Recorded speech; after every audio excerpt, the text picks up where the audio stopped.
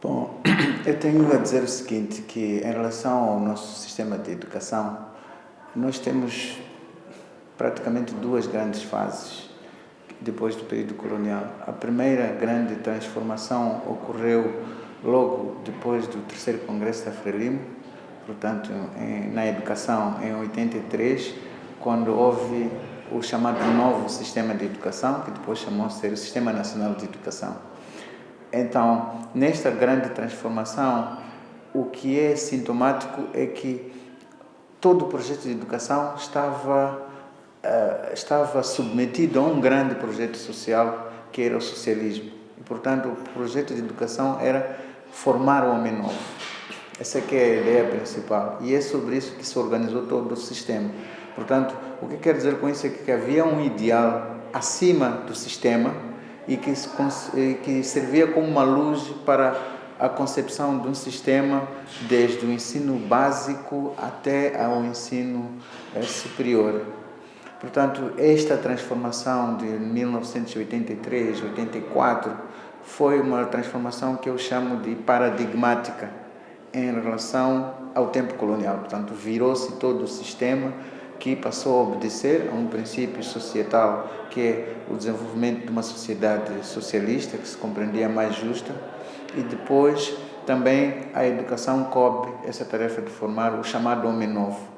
E faço-lhe recordar que esse homem novo era uma negação do homem tradicional, da sociedade tradicional, negação do homem colonial, portanto na altura dizia-se que era a exploração do homem pelo homem como sistema, e baseava-se nas experiências daquilo que se chamavam as zonas libertárias. Portanto, esse era o discurso sobre o homem novo, sobre o qual todo o pilar da educação se ergueu. E a partir daí tivemos uma educação mais nacionalista do que patriótica neste sentido. Depois, a segunda grande transformação veio a partir do momento em que Moçambique entrou nas instituições da Bretton Woods, etc. Vou dizer assim, mais ou menos, do período 97, etc. Quando há uma liberalização da economia, quando o Estado começa a dispensar certo dirigismo em relação à economia, e também vemos que a educação se transforma para atender esse novo sistema. Portanto, há uma remodelação do sistema de educação, há uma, posso dizer assim, desideologização, portanto, a retirada de elementos ideológicos, e a educação já não é um homem novo que está em causa, e eu chamei em algum momento o homem economos, quer dizer, passa a virar-se para o saber fazer.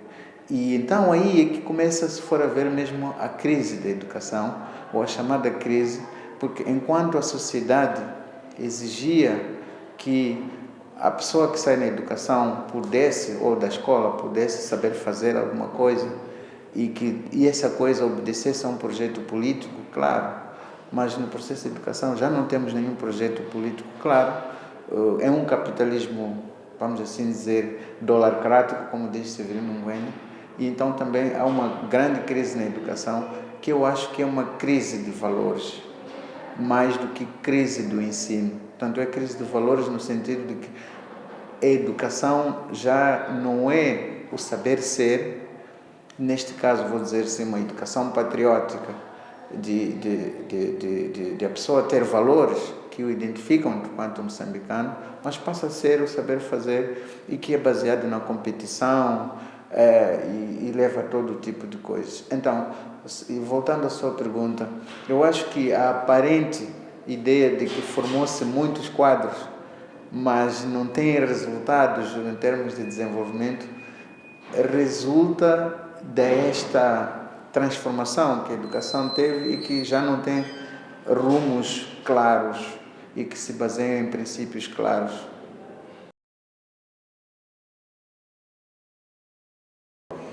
Bom, vamos dizer assim,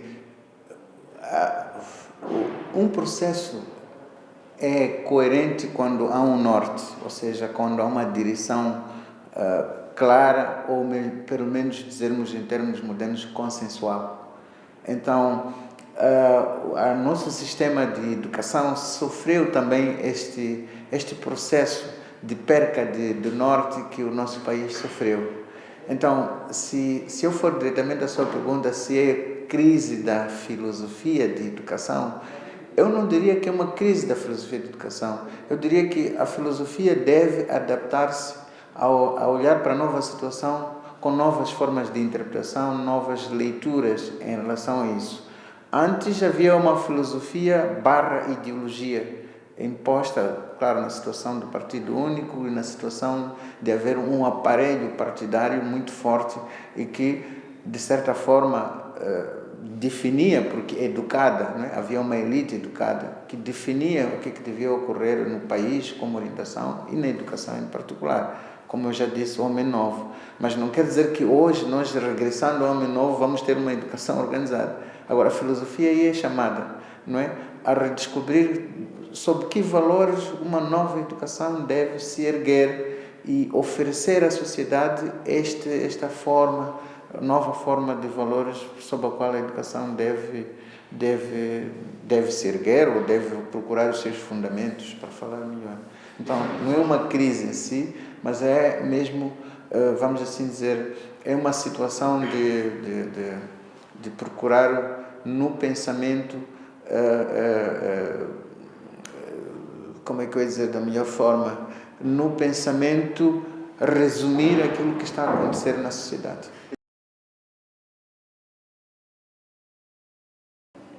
Bom, eu diria que sim e não. Vamos lá começar por partes. O projeto Moçambique é um projeto anticolonial e um projeto na altura dizia-se de unidade nacional. E eu recordo de uma palestra do Marcelino dos Santos em que ele dizia que quando conquistamos a independência, aquela viagem de Samora Machel do Rovuma ao Maputo serviu para explicar aos moçambicanos que vocês são moçambicanos, não são portugueses. Vocês são moçambicanos, não são macuas, não são cenas, não são rongas, em primeira linha. Portanto, havia um projeto que é de unidade nacional e unificação e garantir a unicidade do país. São palavras diferentes, mas com conteúdos diferentes. Mas que, naquela altura histórica, correspondia àquilo que era imediato fazer. Portanto, deixávamos de ser portugueses e deixávamos, ao mesmo tempo, de ser macuas, etc., para abraçarmos um novo projeto que era chamado de Unidade Nacional. Ora, este projeto de Unidade Nacional, como eu disse algumas vezes assim mesmo, ele é nobre, mas a sua maior força transforma as pessoas na sua maior fraqueza. Explico-me. É nobre porque foi uma dimensão histórica que se compreendeu que para nós construirmos nosso país independente, precisamos de todos estarmos unidos em volta de uma causa, que é essa construção de uma sociedade nova.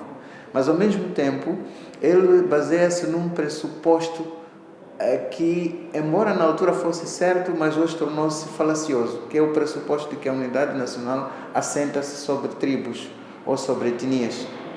Então, quando há essa reviravolta agora, o discurso de unidade nacional está a misturar-se com o discurso da garantia da unicidade territorial, da unicidade deste país.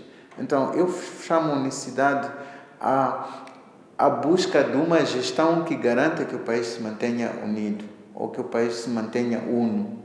Mas o discurso da unidade nacional que nós herdamos, que se assenta nas etnias, hoje em dia já não tem a sua valência histórica. Por quê? Por duas razões muito simples. É que na altura, quando se faz esse discurso da unidade nacional, era em vista da necessidade da união entre diversos movimentos que tinham umas características, vamos assim dizer, étnicas, etc., em 62. Mas que neste momento Moçambique, contrariamente à África do Sul, contrariamente ao Quênia, aos outros países, as etnias nunca tiveram uma articulação política, partidos políticos com base étnicas. Em 62 foi cortado isso. Então, hoje não tem sentido. O que de facto ameaça a unidade nacional são as desigualdades sociais. Não é? São nelas que se assenta. Então, há uma etnização da política em volta deste discurso de unidade nacional. Por que digo isso em relação à educação? Em relação à educação é que o processo de crescimento de Moçambique foi também um processo de diferenciação, não étnica nem racial, mas sobretudo social. Então, a educação também sofreu sobre isso. Começaram a surgir setores de educação que atendiam mais vamos dizer, escolas privadas, que atendiam mais setores econômicos, e o ensino superior pior. Não é? No ensino superior nós encontramos ministérios a terem as suas escolas superiores, etc. Então, há um processo de diversificação que não atendeu, não se adaptou a um discurso, vamos dizer assim, coerente em relação ao que nós hoje chamamos unidade nacional, mas é mais, como eu digo, unicidade territorial que está em causa do que própria unidade nacional, porque ele se assenta em pressupostos, para mim, não digo falsos, mas pelo menos historicamente ultrapassados.